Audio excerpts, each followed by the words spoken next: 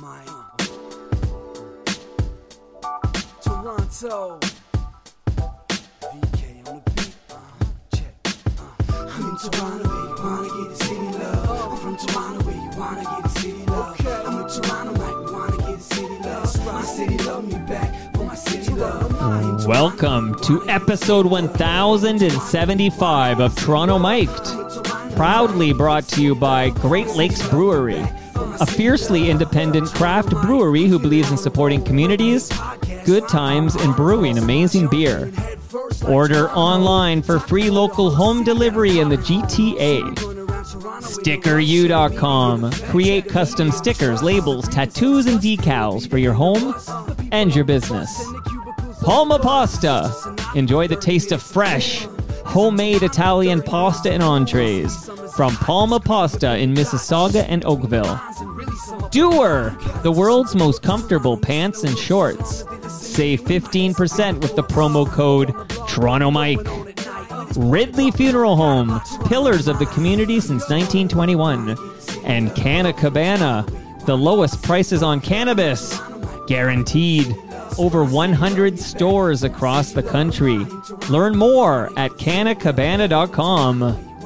Joining me today is the author of Promo Man, Backstage Tales from the Vinyl Jungle, Bob Klanac, and Promo Man himself, Nick Panaseiko. Let's start with you, Nick. Hello to you. Well, hello. It's great to hear you. It's great to hear you. And you're obviously, people can tell by the audio, you're not sitting here in my basement studio with me. Whereabouts are you today? I'm in lovely London, Ontario. Lovely London, Ontario. Sounds great. And I hope you're enjoying your Canada Day weekend. Beautiful. Awesome. And Bob, let's hear you, buddy. How you doing?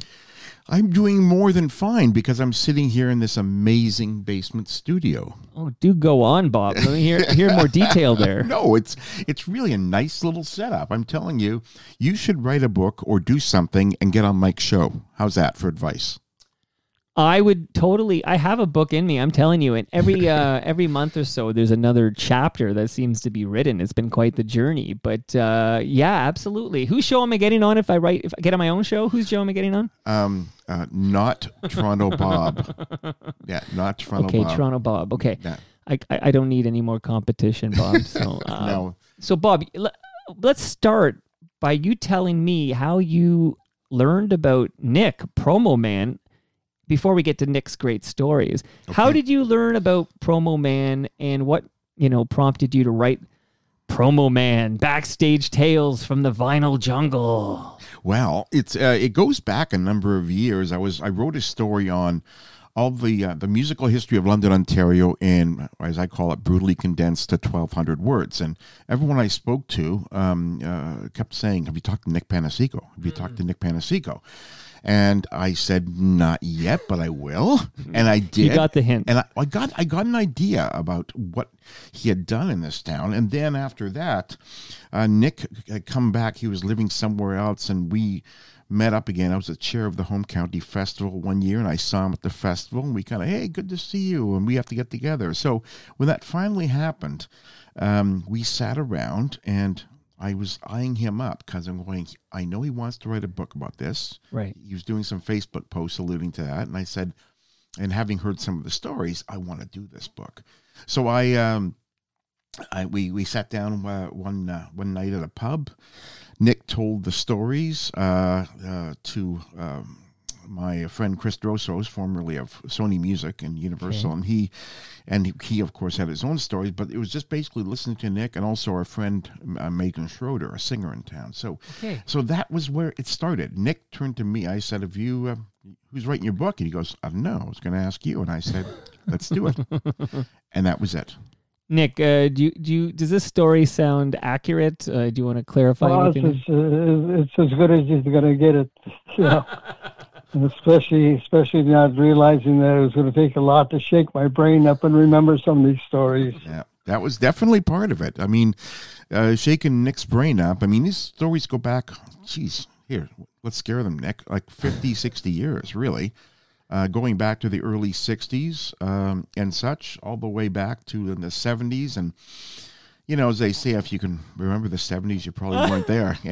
But Nick remembered, and so it took some time, but it was great working with him because I got to keep calling him and saying, okay, clarify, what happened here? What happened here? What happened here? So Nick said he's in London, Ontario. True. And is that where you're from as well, Bob? Originally from Thunder Bay, Ontario, but I basically lived most of my life in London since I got married. Okay, and that's quite the drive. How long was the drive? I know you had a stopover, but how long would that be, London to Toronto? South Etobicoke here? Yeah. Oh, it's 2 hours. It's standard. You know what? Here's I can't do this for Nick because he's not here. So Nick, plug your ears for a couple of minutes because you're going to find out all the good things Bob is getting. Maybe Bob can share this with you. I'm going to give you, this is what I'm going to give you because you made a 2-hour drive to get here. Oh. You're not leaving here without a frozen lasagna from Palma Pasta. And I don't mean a small one. See that red box? Yeah, I'm looking at it. That's going to be full of frozen lasagna before you go. So that'll feed you for the week. This is wonderful. It's too bad this is only audio because this is going to be great. Well, we're going to take a photo together after the show. You can hold it up if you like. But I'm not done yet. Okay, I feel like Monty Hall here. I'm not done yet. Okay. Does Nick have any Monty Hall stories? That's what I want to know. Nick, do you? I don't think so. Nothing much with television other than Johnny Carson, I guess, and yeah. Oh, that's all. Just the king of late night. Okay, yes. He's slumming it with Johnny Carson. Okay, Nick, we're gonna get you. We're gonna find out who the heck you are and your stories. But first, Bob, you're getting some fresh craft beer from Great Lakes Brewery. Oh my goodness, I love them. Yeah, they're fantastic, and they're available across this fine province. Doer, this is for everyone listening. They can save 15% with the promo code Toronto Mike at doer.ca or at the retail store on Queen Street here in Toronto. Much love to Doer. Canna Cabana, I know my son went to Laurier the last 2 years, and I know that he's got Canna Cabana there, so I'm sure it's out there, and London must have a Canna Cabana location. But that's where you get your cannabis and cannabis accessories. I have a Toronto Mike sticker for you, Bob, courtesy of stickeru.com. And I just want to give some love here. We are going to talk about some artists that cross paths with Nick Panaseiko. Some of them are no longer with us. And of course, as we remember those who have passed, we shout out Ridley Funeral Home, pillars of this community since 1921. Let's dive in with Nick here, the star of the show. Bob, you can interject anytime. You're my co-host here, my co-pilot. You can interject anytime. But Nick, how did you become Promo Man? Well, it started in, as they say, in lovely London, Ontario, with working at a major record store called the Disc Shop in the Wellington Square. This would be 1964. And I was managing a couple of local bands that I started promoting my own shows using the bands that I managed. But I got turned on to an agent in Toronto called Ron Scribner. And at that time I was looking for a band called Richie Knight and the Midnights, who had a hit with a song called Oh Charlena. And that was in 1964. Well, I got a hold of the group, and they told me that since they had the hit, they were booked solid for the next couple months. So I had to look for somebody else to present a major concert. Ron Scribner talked me into bringing in Gene Pitney, who at that time was riding high from songs like The Man Who Shot Liberty Valance, 24 Hours from Tulsa. So Town Without Pity. Gene Pitney in December of 1964, and sent the deposit, got the arena, everything was set. I walked into one of my retail stores, the Bluebird record store that was selling tickets, and they said, in a panic, you've been getting calls from New York, you got problems. So I get on the phone with Ron and find out that Gene Pitney is pulling the date 2 days before the show because he had started getting better offers due to the hits. So here I'm stuck with no band, right, with a full-page ad in the London Free Press, and had to look for somebody to replace Gene Pitney. Well, we couldn't get anybody until January, And I ended up booking in a group from Detroit called the Supremes, who were just riding high Wow. on Stop in the Name of Love and numerous other hits. Wow. Wow. Okay. So they came in mid-January to fill in the date. We honored the tickets for Gene Pitney. Unfortunately, there was a major snowstorm. Their drive from Detroit to London was 4 hours plus. When they got there was no time to rehearse. And the manager came out with a stack of charts. Unfortunately, nobody in the backup group, Johnny Stevens and the Canadians, could read music. So the girls end up lip singing to their hits through the sound system that they used to use for the roller skating in the the hall. So you just played the single before Minnie Vanelli or anybody else. You just played the single on the loudspeakers, and they just lip synced essentially. Yeah, and I'll tell you one extra thing. Further to that, recently Nick and I both met the late Johnny Stevens' wife at the London Music Awards the other weekend, and I told her the story about the record, and she had never heard of that. She all she knew was Johnny was backing them up, and it's like, yeah, this is what happened. So. And I'm just going to point out here, again, this is all audio, but Bob and I have our respective copies of Promo Man. I bet you Bob has more than one. And I got to say, great pictures. Like, I'm looking at a photo here at London Arena. This is from January 16th, 1965. The Supremes, I don't know who took all these photos. I guess you saved them all, Bob, but... Well, there's a good answer to that, and it's got two parts. Some of these photos, as you can see, and actually we have we credit them at the front. Some of them, like the ones you're looking at, were included from other photographers. Right. And this is before Nick met John Rowlands. Now, John Rowlands is a renowned rock and roll photographer. He shot the famous Bowie... what do you call Archer shot? That's his. Oh, sure. Okay. Yeah, and he's shot everyone from the Beatles to Lady Gaga. And so Nick hired him around 75 to work for him at Atlantic. Okay. At Quality Records. And so John basically chronicled much of Nick's life in the music business. And later, too. And they were still lifelong friends. They amazing. They hang out together all the time. Anyway, but John also provided these and donated these pictures for use in the book, free of charge, for his friend Nick. And so nice. I mean, I'm looking here. You just flip through, and again, I've read this book, and I have cherry picked some names and artists I'm gonna ask Nick about. But you just flipping through here, it might be Blondie, it might be Johnny Cash. You got David Foster, who comes up a lot on this show. Freddie Mercury, like this. Unbelievable. Like Keith Moon, for goodness sakes. Like these are the big stars we're going to be talking to Nick about today. Yeah, that's a great story that opens the book about Keith Moon. Okay, let's start there then. Yeah. Again.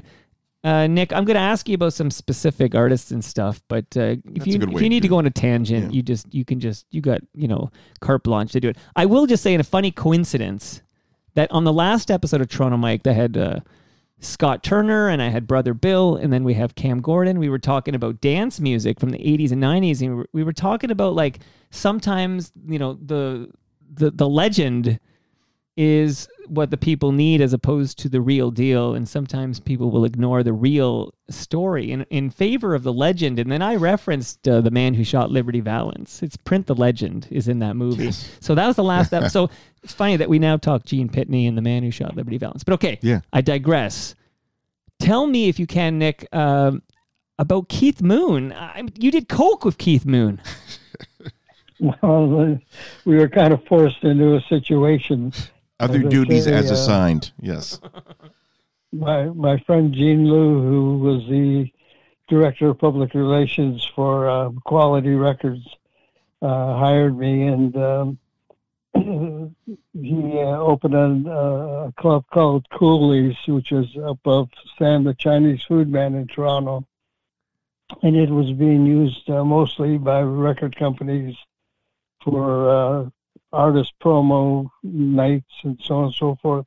Well, the roadies for the Who threw a final party from the Toronto concert in '77, I believe it was, and Gene invited me up to look after and keep Keith Moon busy talking because he'd heard some of the horror stories about Keith throwing television sets out of windows and whatever. So when I walked in to the room, it wasn't long before Keith and I were together, and he says, "You've got to find me a spot here because they're watching me."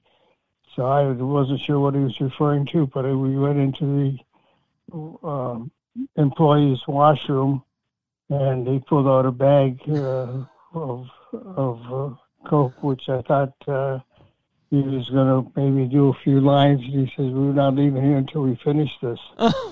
Which is a little bit undaunting, but if you take a look at the picture, when we walked out, John Rollins happened to be in the back kitchen also, and he snapped that picture, and it definitely looks like drugs were involved. We were all smiles.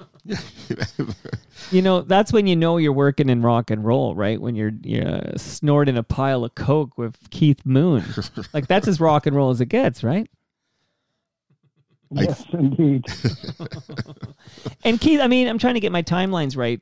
Like, when does Keith Moon pass? Not too long after, it was right? 78. I think I've got it there too. Well, he filmed a One More Thing in 78, and I think it was September 7th of 78. That rings a bell.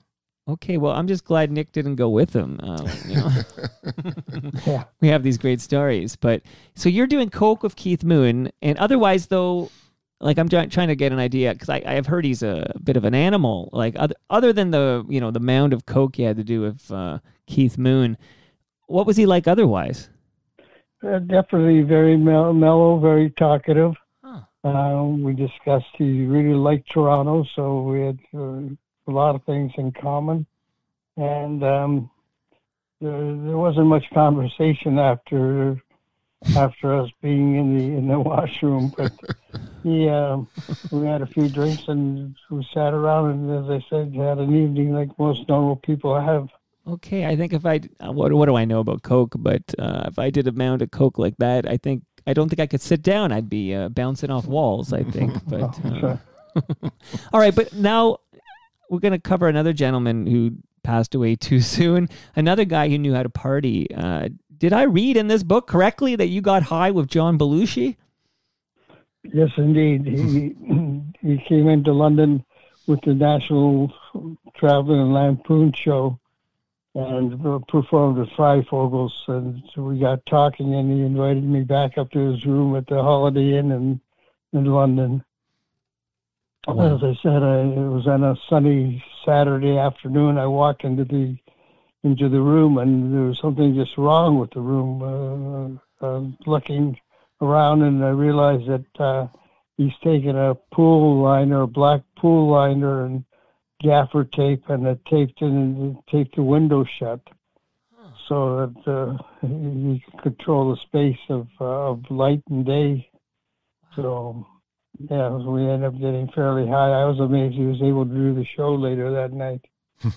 I always wonder, like, when you have these moments with these big names like Keith Moon and John Belushi, and then you read in your paper or hear on the radio that they passed away at young ages. Like, Nick, what's your reaction to that? Like, what was your reaction when you heard? Well, yeah, that's when you take the word moderation out of the sentence and out of play, and you indulge on a constant basis where you need your fix, basically, or whatever it is. Right. Addiction, absolutely. Now, Bob, again, I'm like a kid in a candy store here. Go for it. So I'm just gonna go, but you can take me any direction you want, whenever you want. But here's a gentleman who did not die young, but he did pass away recently. Lived to a nice old age, though. Chuck Berry. What can you tell me about your experience with Chuck Berry, and what was Chuck Berry like? Well, Chuck, I met Chuck at an early stage in my career. I'm just trying to remember the year now, but Chuck and I hit it off. He performed at a high school auditorium, and after the show, I ended up inviting him back to my house. We ended up coming back to the house. He brought along a young lady, which we found out was 15 and not 18, so we ended up sending her home in a cab. And so that was my initial meeting with Chuck. Was that one of your duties as well when you saw, sort of like when you're, I was at a Rib Fest yesterday, and if they think you're close to 19, they want to see ID. So apparently the rules, if you look under 25, let's see some ID, okay? And I always wonder, is that part of your duties? Like, if you can't, if you look like you might be under 21, let's see some ID here and make sure we're old enough to be there. On the same page, yeah. Well, then, as I say, I got to know Chuck later in life. We had an issue where he was at Convocation Hall in Toronto with George Thorogood opening the show for him. And Chuck always demanded cash payment, while the student body had a $5,000 check for him that he wasn't going to honor and not go on until he got cash. Well, it's a Sunday night. We had to do some brainstorming of who could cash a check for $5,000, and we ended up coming up with Sam Snyderman from Sam the Record Man. Wow! And he ended up cashing the check for us, and we paid Chuck, and the show went on. Wow! But and I know you couldn't remember the year, but are we before My Ding-a-Ling or after My Ding-a-Ling? Oh, after. After, okay. I think that was 72. Okay. Only I find that Chuck Berry's chart history interesting because he's a legend, one of the founders of rock and roll, and Johnny Be Good, it's still a staple of the rock and roll diet from the 50s, but his biggest hit is a novelty song he records in 72. So sad. I know. It's just interesting how that worked for it's Chuck. Not even a very good song. No, yeah. It's a terrible song. There we go. I think My Ding-a-Ling is a terrible song. But and imagine comparing, My Ding-a-Ling to Johnny Be Good, or Roll Over Beethoven, right? Any of those, right? Right. And my sweet little 16, is that how the song's called? But which is essentially, if you listen to California Girls by Beach Boys, that is Sweet Little 16. Like, it's the same song. Okay. Good point. Listen to Sweet Little 16 and then listen to Surfing. No, Surfing USA is the song I'm trying to say. Surfing USA by the Beach Boys. Right. Not California Girls. Sorry. Surfing USA. Same song. Right, Nick? I believe so. And I'm putting Nick on the spot here. Okay. Again, Kid in a Candy Store. Have fun. This is what it was like talking to Nick when we first heard these stories, and I got to do a book. All right, so before I get, and I know so many people listening are fans of Kiss and fans of Rush. I know off the top of my head a number of Rush fanatics who are diehard Toronto Mike listeners. So we're going to talk Kiss, we're going to talk Rush, but I want to take a moment just because I'm curious. You were there. What was the music scene like in London back in the mid to late 60s there? Well, it was the start of Carnaby Street with the Beatles, and of course the other opponent was the start of soul music in the Toronto Sound. We brought in bands like the Five Rogues, who ended up being the Mandela, George Oliver, the Sean and Jay Jackson. So London was very vibrant in numerous styles of bands that existed. Yeah, I was gonna. If I could add something to that too, I just Nick was, and from that side, I did. There's a chapter in the book in which we talked to a lot of young people from the day, and if I could characterize it, it was like everyone had to get their hand on an instrument, and so they would get some from the police band. They would borrow it from the police band, or they were in the police band, or they would, borrow it, and I use that loosely, from the high schools, and also turn the numbers around in the cases. So if the teachers came to see them play, they wouldn't know it was their instruments. That's funny. In the case of one guy, Chuck Grover, Chuck he made his own guitar in shop class, and he later became a peer of Robbie Robertson's. Wow. To such a degree that not only did Robbie give him one of his guitars, but Robbie a couple of years ago wrote a letter to the London Music Hall of Fame just saying Chuck should be in the London Music Hall of Fame. He was that good of a player. Wow. Yeah.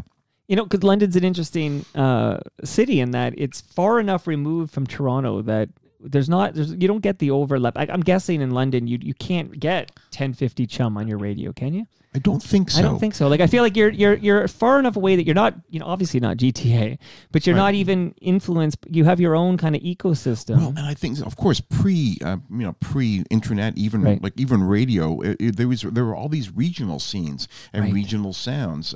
It's interesting you mentioned London. Ronnie Hawkins used to winter at the YMCA with the Hawks because that way they can go north to Toronto, 2 hours, south to Detroit, and they would make it their home away from home. Well, my buddy down the street who has a Detroit Tigers bumper sticker on his car, I always give him a hard time, and he reminds me he's from London, and he said there are a lot of Tigers fans in London, and he's like, you have to appreciate that. And until influence. the Jays came along, Detroit was a London town. I mean, London was a Detroit a town. Tiger town. Yeah. Yeah, and sometimes even because this guy, I think, was probably around my age, and he's had the Jays around his whole life. But it's the father influence. If your dad's a Tiger fan, he brainwashes you. There you go. There used to be some little bars in town, like pub bars, that would say "Home of the Detroit Tigers" in London, Ontario, which is kind of funny. So I give him a pass because he's from London. He can have a Tigers sticker on his. That's very kind of you, Mike. Shout out to Alan Trammell and Lou Whitaker, sweet Lou Whitaker, and Jack Morris and the gang there. Okay, I digress. Where am I going next? Before I get back to radio, I want to ask you because, we've talked about Belushi and Moon, and we know what happened with them, and Chuck Berry, who recently passed away, but was there at the start of rock and roll. What a legend he was. I want to know, Nick, about your experiences with Bill Cosby. Well, that was a classic because he overwhelmed me at the time. We had a group called the Spinners who were coming off of a hit, Rubber Band Man, opening for Bill Cosby, which was a little strange having a rock band, soul band opening for a comedian. Yeah. But we decided I would give him a nice box of cigars, Cuban cigars, so he ended up opening the box, getting a cigar and calling me over to the side and telling me that next time that he ever performs, he doesn't want the N-Boys opening for him. So he called these guys the N-word? Yes. Wow. And so I was a little shocked and taken back. And actually a couple of Spinners wanted his autograph, and he basically select them off and wouldn't sign anything for him. Wow. It's, again, with his character and what we've learned about Bill Cosby, that nothing surprises me at all, but it's still because, he is such a symbol of, Black excellence and progress. And then to hear that he would say, I don't want N-words opening my show. Yeah. Even now, even knowing what we know, it's disheartening. And he was kind of the acceptable black face for white America at the time. He and who else? Well, Sidney Poitier. Oh, yes. Yeah. So those two were kind of like now Sidney Poitier is apparently a wonderful human being who just passed himself. Right, and Bill Cosby was not, as can be seen clear. And I just want to add something when writing this book. Yeah. I did. This says a lot about Nick himself. Nick really doesn't not like many people, and he doesn't have many nasty words to say about pretty much anyone. There's only Bill Cosby, and the other one was Van Morrison. Which makes sense because Van Morrison's always been known as a surly guy, even as I'm a music. Even during this pandemic, he had. Yes, well, he's having a nervous breakdown there. But still, no, he was just always known as a surly guy, and that's the only other guy that I ever heard Nick say, something negative about him. It takes a lot for Nick to say something negative about you, and Bill Cosby passed that threshold because the name of this chapter, Chapter 15, is one of the worst acts I ever worked with. Yes, indeed. Wow. Okay. So let's move on from disgraced comedian Bill Cosby. Here's a gentleman. I grew up with this gentleman seemingly everywhere. And then he passed away when I was pretty young, but not too young that I don't remember. But what can you tell me about Liberace?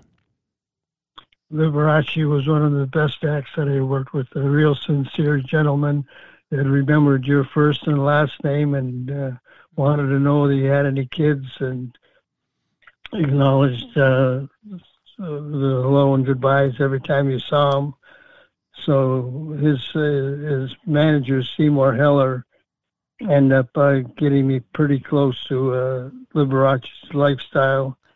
And of course, they had the trauma when the National Enquirer and other tabloids wanted to break the news about him being gay. And Seymour Heller ended up spending half an hour talking to the editors of the National Enquirer, and they end up coming up with a watermelon diet story. So I don't know how long that stayed, but now, wasn't that to do with AIDS, Nick? Because he's getting so thin? Because I remember that he was, that was the idea that they said he was getting thin because of his diet he was on. Does that ring a bell? Yeah. That's right. Of course, this is an era where, I'm thinking of Rock Hudson now, where you weren't out. It was career suicide to be. Even Elton John will tell you that he stayed in the closet for a long time, and when he came out, he suffered commercially. He was, in the 70s, he was top of the heap, and then he went through a tough commercial period after he came out. It's what kept George Michael in the closet a lot longer than he wanted to be, because he saw what happened to his friend George. Well, I was going to say that one of the things that comes up in Promo Man at least a couple times, one with Liberace and also with Freddie Mercury, just getting them, keeping Nick would find ways to keep them entertained and bring them to the underground gay clubs in Toronto. And try to keep it on the down low. Keep it on the down low. Well, let's talk about Freddie Mercury then. Nick, what stories can you tell us about the lead singer of Queen? Well, with Freddie, once again, I think gay people are definitely courteous and they seem to have a mannerism about them. Freddie just wanted the word to get out that he wanted to get out to the gay clubs that night, and he wanted to make sure that everybody was wearing either a little leather sailor's hat or a leather vest, because he's into leather at the time. So we took him to a couple of clubs along with Gino Empri, who's the publicist for the Royal York. And Gino wanted me to have a dance with him because he said I was a perfect new guy on the block, a new young spring chicken. So I even gave Gino a kiss on the cheek, and I said, sure, Gino, we'll have a dance. I remember Gino Empri, and I used to work for a guy who was good friends with Gino, and he was a character. He was a character himself. But so it sounds like Freddie Mercury, wanted to enjoy. He wanted you to help him enjoy, his lifestyle, and he didn't want. I suppose he didn't want the attention from the media on such matters. Yeah. So similar to Liberace. So I'm going to now, I teased it enough, but there's, as you know, the fan bases for these two bands are enormous. And these are I would say passionate, loyal fan bases, unlike most bands. Let's start with Kiss, since they're the American band here. What did you do for Kiss? Tell me about your relationship with Kiss.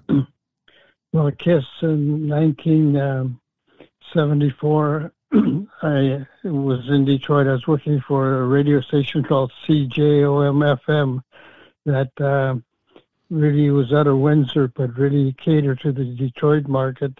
And we got them to come into London on the cable.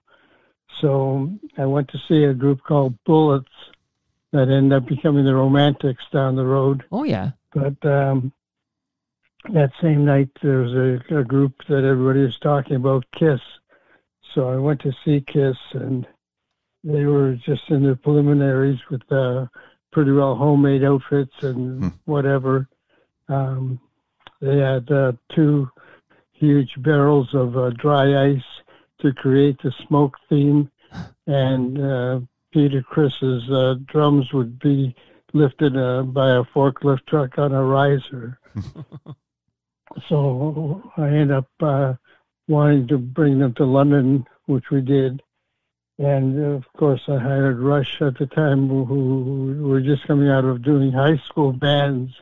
Right. So 2 basically unknown groups getting together for a night of entertainment at Centennial Hall in the summer of 74. And I brought Kiss back in December for the phrase that I coined, Merry Kissmas. And I had 4 kids dress up as Kiss. We hired a limousine and took them around London to all the radio stations. We darted in and out. We had a cameraman taking pictures, and the buzz got out that everybody thought the Kiss was in town a week before the concert. So it helped definitely to promote the show for us. But both Kiss and Rush were just coming on the scene at that time. And I think if it wasn't for the Rush teaming up with Kiss, who ended up taking Rush to all the heavy metal states as an opener, I don't think that Rush would have gone anywhere as quickly as they did, or the change that they did. And of course, the first show that they did for me was with John Rutsey, the original drummer. Wow. Right. It was the last show he did, wasn't it, Nick? And it wasn't July, the July 74 show was in London, was John's last gig with the band. And so this is pre-Neil Peart. Yes. Wow. Okay. And I mean, this is where you become Promo Man. This is your moment here because you're helping get Kiss and Rush recognized and on the radio. And that's amazing because those two bands, as you know, as we all know, those two bands became huge. Yeah. Wow. You're not still buddies? You still friends at all with Geddy Lee and Alex Lifeson? Really, Rush really wasn't my cup of tea. What was your cup of tea?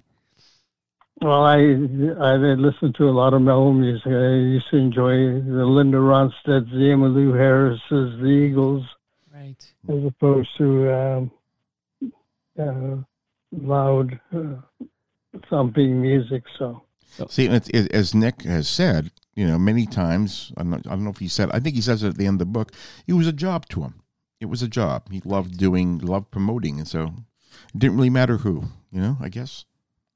Right. Now, okay, I alluded to his photo being in this book earlier. There's a lot of great stories about Johnny Cash. I'm Johnny Cash. So what can you tell us about your working relationship there with Johnny Cash? And it sounds like you were witness to quite the moment in Johnny Cash's personal life. Well, I got to know Johnny quite a bit through us at Quality. We released an album that featured Johnny Cash, Elvis Presley, and the group at Sun Records. Oh, the $1 Million Quartet. Yeah. Right. Carl Perkins and Jerry Lee Lewis are the other two. And Elvis. Yeah, is it Elvis, Jerry Lee Lewis, Johnny Cash, and Carl Perkins? Yeah. Okay, that's the $1 Million. Was it Roy? Oh my God! Now I want to put I'm gonna have to in there. Google I it. have no idea. And I saw the musical. They did a musical, $1 Million Quartet. I've seen that. So Elvis for sure. Right. Okay. Carl Perkins, I'm pretty sure. Okay. I feel if Johnny Cash is there, why do I think Jerry Lee Lewis is the fourth? Well, I think he is because I've seen a picture of Jerry maybe Lee Roy at the Orbison Keys. shows up and then he doesn't get invited or I something. don't know. Here, so keep telling me your story about Johnny Cash while I Google who the heck. So with Johnny, I presented him with the album, and I ended up having a young photographer take some pictures. Carl Perkins and Johnny picked me up like a surfboard and held me in the air. And of course, I was looking for the pictures the next couple of days when we find out that the young photographer belonged to London YMCA darkroom photography club, and for whatever reasons the film went missing, so somebody still got the film out there, but I never did see the pictures. And of course that was the night that Johnny proposed to June Carter. Yeah, don't bury that lead. Don't bury that lead. Okay, well, first let me clarify that I am correct. It is Elvis Presley, Jerry Lee Lewis, Carl Perkins, and Johnny Cash. So Orbison was not part of the $1 Million Quartet. Only my imagination, clearly. But he is involved. He was there, like he was there. He was like a past member, I think, like class of 55. But this is a 56 recording that we're talking about, I think. So he was like part of that group, but wasn't there in 56. So. And to tie that all back, that was the record Nick was promoting when it came out. Yes, $1 Million Quartet, and that's 1981, I think. I believe there's 17 tracks on this thing. You can. Wait, it's weird. Nick and I went over this. He insists that there was a version of it that came out in the 70s because that's when he was with Quality. I think Quality. It's hard to, Yeah, well, okay, so I mean, I wouldn't doubt Nick for a second, especially because I know he's on this call. But 82, okay, I don't know. 82 is when the Survivors Live. There's so many different variants here. There are. But, I did exactly what you were doing when I was writing fact checking the book. Right, but there is this release that I keep reading about does come out in 81. So if something came out in the 70s, I'm not too sure what that was. But regardless, you were there. I don't want to bury this lead here. So Nick, you were literally there when Johnny Cash proposed to June Carter in his hometown, right? Right. He was managed by Saul Hollow, who was the London manager. And it all caught us off guard, but it was a joyous night. And of course, the movie version of it shows him on stage on a grand stage as opposed to a cold hockey arena. That goes back to the man who shot Liberty Valance. Print the legend. Okay. You're right, Mike. Okay, I could have co-wrote this book. Okay, Nick, you gotta start saying yes. There's a huge hall with red curtains and everything. Print the legend, right? No, I like the real talk. I want the authentic stories. Absolutely. So that's why Nick is here. Okay. We mentioned some big bands here today, but you know what's a bigger band than all these bands? I would say the Rolling Stones. Nick, what can you tell me about your involvement with the Rolling Stones and? Anything you can tell me about the infamous arrest of Keith Richards in, 1977? Well, the Rolling Stones involves about a 6-month period of time during their bust that I end up meeting Ronnie Wood and Mick Jagger and Keith Richards at Thunder Sound. They're checking studios out at the time. And Ronnie Wood invited me back up to the hotel. When I got to the hotel, I noticed that Keith Richards' son, Marlon, who was about 7 years old, was there playing with a Dungeons and Dragons type of game. So I kind of joined in because I had a son about that age at that time. And down the road, I ended up getting some tickets. We were supposed to take Keith, Anita Pallinger, and Marlon to see a show by the great Ravine, who was a hypnotist, magic man at the Elegant Theater. Well, of course, Keith was passed out. I had to wake up Anita to get her ready, and we ended up going to see the show, arriving late, making everybody having to get up for us to get to our seats. And halfway through the performance, I hear a snort over to the side. And it's Anita with Ronnie Wood's silver straw doing a line. And she yells over to me, "Do you want to snort too, Nick?" Wow, everything is dead silent. Wow. So, of course, they end up trying to find drugs for Keith, keep him occupied. Wow. And I ended up setting up Lance Irwin, who was Keith's kind of runner boy, to provide Keith with drugs. Yeah, like Lance took care of the heroin. And then you set up a connection with some people in Toronto with Lance, wasn't it? I think it was. Yeah, yes. Where they put it under a carpet at this house on Spadina Road, and then they go by, pick up the stuff, leave the money, and yeah. Wow. So Keith could get his get his supply. Okay. Remind those who are a bit young to remember the details. what was the arrest of Keith Richards about again? I know this does result in a lot of like famous Toronto rock and roll stories, but what happened with the arrest of Keith Richards, and were you there? No, I was actually on my way from London to Toronto, and they got busted. And that was because they found some traces of heroin in Keith's luggage, in Anita's luggage. Yeah, and then after they found that at the airport, then they busted them at the hotel. I think it was like a day later, wasn't it, Nick? And that's when the big charges were laid.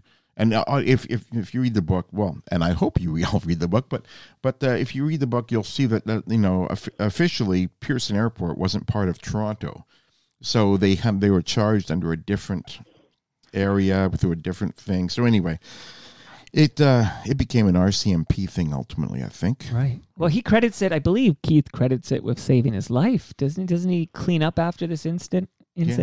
He referred to the young woman who helped him there as his blind angel. Wow. Yeah, and she was the one who, and this is also in the book in a different chapter. She basically, the judge was in a quandary as to how do you deal with this, because Keith wasn't he wasn't trafficking it. It was just possession. So, and yet he was so high profile, and then somehow someone. I think this, as he says, his blind angel, called up the judge or got the judge's attention and said, what if he does a concert for the blind? Right. And then that was like the perfect solution for the judge and everything. Wow. Yeah. Okay, Nick, this is your chance to catch your breath because, and I should have done this earlier, but here we have this guy here with me, some guy named Bob, Bob, and I always Klanac. Klanac. Okay. I know. I always feel like there's another syllable in there. Isn't that funny? So Bob Klanac. Maybe a little bit of background. Like, you don't just get up one day at your age and say, I'm going to write the book about Promo Man because he's got great stories. Like, tell us a bit about your background. Like, who the hell are you, Bob? By the way, imitating my parents will get you nowhere. But still, anyway, no, I grew up in Thunder Bay. I was a music obsessive. I started writing for a little magazine in Thunder Bay when I was 15. Wow. And then the student paper there, and I went to them when I was like 16, and I said, can I write for you guys? You have a paper here. Because I was looking for some place to write for, and the student paper took me on, even though I wasn't a university student, and I was just started there, went on to write for reviews and lots of features, interviews for a number of London-based magazines, and I've done a couple of, 3-4 Juno Award juries, and Polaris Music Award for a couple of years, and now I'm on the Polaris Heritage Prize Music Award. So you were a juror for the Polaris Music Prize. Yes, and now you're a member of the Polaris Heritage Prize jury. Yes, amazing. Yeah. Okay, so you're the real deal, Bob, and I'm glad that. Nick met you and that you could capture these stories. Because again, we got a few more stories here to go, but I want to tell people this. Maybe you tell them where to go. If somebody says I got to read, because we're touching on like, I don't know, 10 or a dozen stories. Right. There's hundreds in here. Like it's every page is another wow. Like this is right up my alley. Like, how would somebody get a copy of Promo Man? Well, if you live in Toronto, and I'm going to presume that at least some of your listeners live in Toronto. Most of them live in the GTA. Yes. Okay. Sonic Boom. They're carrying it. And they just ran out of copies, so I'm dropping off 5 more today. Okay. I'm going in. And Sonic Boom, and of course, if you want to, it's also available on Amazon. Okay. And I just found out, too, that the book has been, the London Public Library liked it so much, they recommended it to be sold by a company that distributes to libraries across Canada. So, that's cool. It might be in a library near you before you actually get a chance to buy a copy. And as I said, it's also on Amazon. And there's promomanbook.com is your domain there. Yeah. And Nick, how do you feel knowing that, people are now reading your stories? Like forever, I guess you had to take you out for like a beer or a coffee or something for dinner to get these stories. And now we can all just read these stories. How does that make you feel? Well, that's great because it's a little bit of history that, of course, it's a different angle. Everybody thinks that if you're a roadie or you're doing promo, that you're a groupie or whatever. They don't realize that they're all jobs. So basically, you don't get attached to any particular group.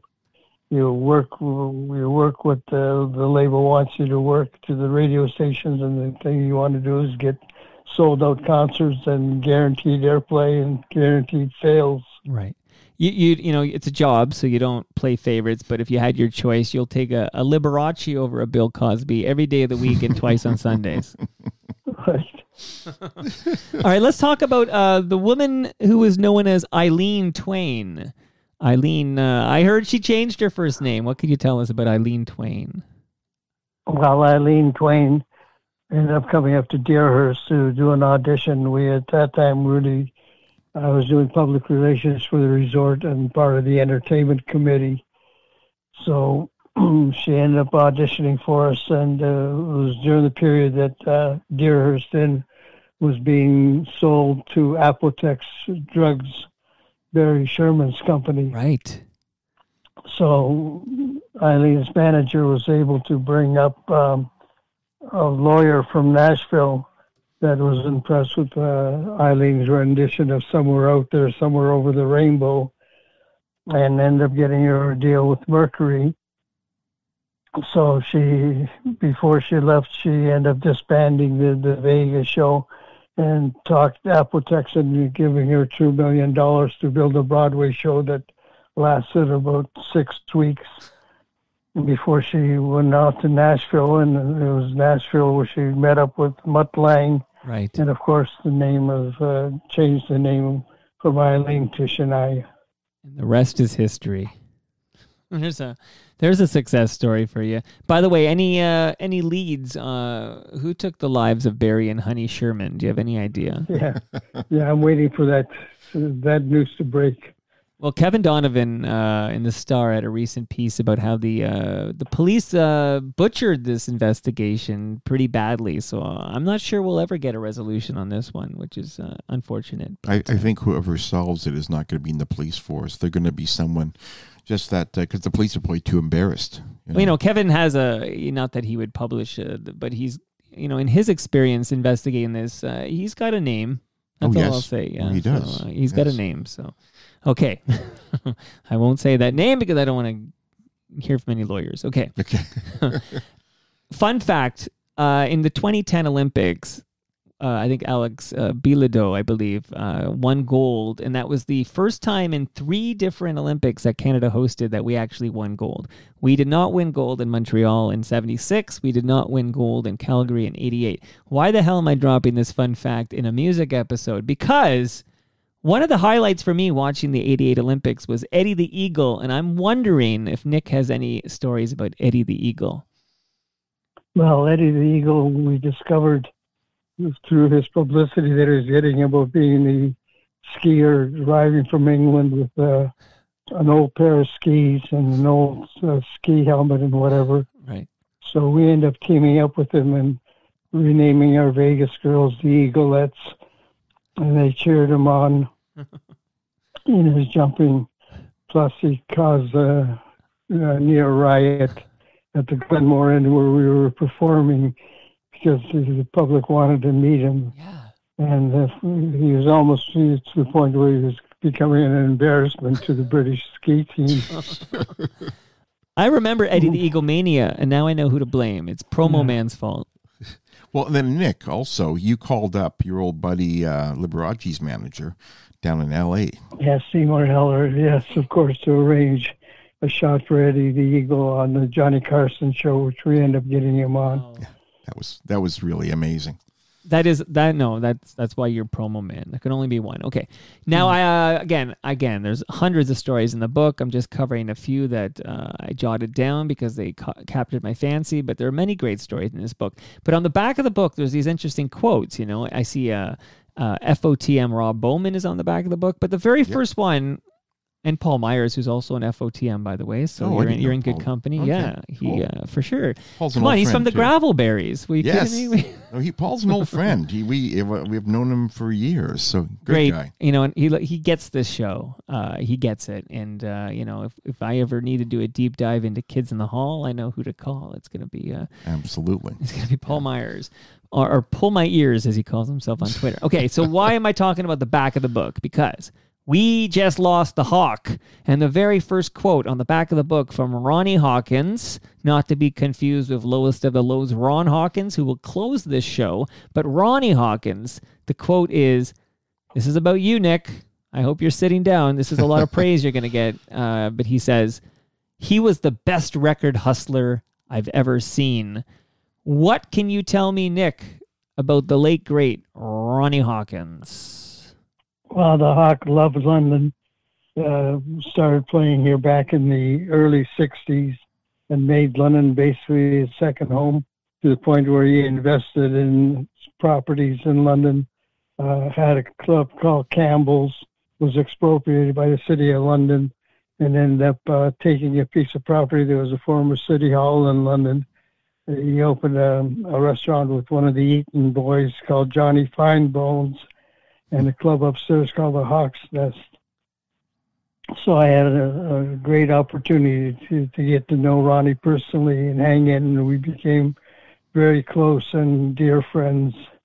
And of course, at 87 and passing away, I can only say that, Ronnie, I'm amazed that 87 was your closing year, because he could have been gone at 67. So he definitely led a great lifestyle, but one that could have led him to an early demise. But he outlived all the speculative reasons. And, he got quite the send off the other day. He himself was a master storyteller, because although I never shared a room with him to hear his stories, but my buddy Freddie P would talk about being at the compound and getting the stories. And even if it's just about, the John Lennon long distance phone bill or whatever, like these are just some great stories you get from Ronnie Hawkins. And it's interesting you mentioned, because he lived to a nice old age, and which is awesome. But another guy, though, we talked about him earlier, and then you told a story, but, I don't know at the time, if somebody had told you back in 1977 that, Keith Richards will make it into his 80s, what would you have said? I'm legit curious what you would have said if I told you that in 1977. Yeah, it would have been shocking to me. And here, he's still going strong, still going strong, so he'll outlive us all. Yeah. Absolutely. Now, gentlemen, I threatened an hour, and I took an hour, but this is an opportunity, Bob, for you to, I can be quiet for a moment. If there's anything else you want to ask Nick about before the other Ron Hawkins plays us out here. I don't. I see Nick all the time. Nick and I hang out all the time in London. So you know what? I can, ask him. I can tell you one thing, though. Just anything. I'm working on another book right now, and it's going to be all the photos by John Rowlands. Oh. Not just these photos, but many photos and the stories behind them, because he's got lots of great stories. And if there's anything I love, it's good stories. And so we're working on his book next. Interesting, because even if you can't read English, just the stories, this is quite something. I mean, I'm now looking at a picture of Nick with Etta James. This is at the Horseshoe Tavern. I could just talk about these photos all day. It's unbelievable. Blondie. I think that's what I really liked about the book, in terms of I wanted it to be one of those things that you're reading it and then you're seeing it. Right. So it isn't just an anecdote. It kind of gets brought to life for you, and I think that's why it's a lot of fun. Well, on this program, I'm big fan of capturing these stories and, sharing these stories. And, that's one way these stories can live forever, is if we keep sharing them and passing them on. So I want to thank you, Bob, for writing the book, Promo Man, because I don't think I would have known about Nick if you didn't write the book about Nick. Terrific. Thank you so much. I very much appreciate it. I very much appreciate being on your show, too, because you're a bit of a legend, too, Mike. Okay, I'm listening. Now you got my attention. You sound good on the mic. I will say, you got a great voice. Thank you very much, Mike. And do you remember your first Toronto Mic'd episode, or is that putting you on the spot here? It's putting me on the spot. I know Jim Slotex. Yeah, because I've shout known out to Jim Jim. since Lakehead, in Thunder Bay. He just came up because Liz Braun was here last week, and Liz had very nice things to say about Jim. But Actually, Liz Brown's a good friend of mine also. oh, and it's funny. I wanted her to tell me stories about the '82 Who concert, right, which was promoted as the last Who concert. Oh, God, yeah. Apparently it wasn't. Spoiler alert. But she was there, and she really had no interest in it. Like, that wasn't her jam. And again, much like yourself, Nick, that was just a job, and she did her thing. But she did tell me her friend went into labor during the fireworks that went off at the end of that concert. So there's your fun Liz Braun 1982 Who. Wow. Nick Panaseiko, this was amazing. I want to thank you for giving me all this time and sharing these stories. And I just want you to know you're now an FOTM, friend of Toronto Mic'd. All right, fantastic. Looking forward to hearing the podcast. Well, it's going to drop in 10 minutes. I wish I could take a photo with you, but I'll be taking a photo with Bob.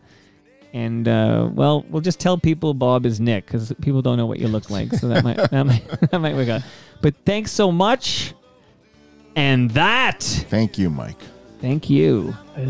And that brings us to the end of our 1075th show. That's also a nice round number for you, 1075. I do like that, I'm adding the applause track here. I like that. Yeah. You can follow me on Twitter. I'm at Toronto Mike. Now, are either of you on social media that you want to tell me your handles? You can go to look up the Promo Man page on Facebook and Instagram. Okay, so Facebook and Instagram. For no Twitter, that's fine. But go look up the Promo Man.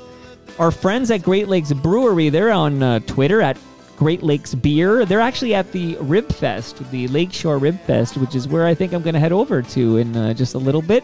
Before I go, I'm going to History to see Moist and Tea Party. And you mentioned, Bob, you're going to see... the Sky Diggers. Sky Diggers. And Andy Mays is also an FOTM, and I love that band. So enjoy that. Palma Pasta's at Palma Pasta. Make sure I get to your lasagna. Sticker U is at Sticker U. Here. Let me give you the sticker right now before I forget. This is happening live, people. Thank you very much. There's the Toronto Mike sticker. Totally love Doers at Doer Performance, everybody. The promo code is Toronto Mike. Use it early and often. Helps the show. Ridley Funeral Home are at Ridley FH. And Canna Cabana, they're at Canna Cabana _. Smoke them if you got them. See you all next week.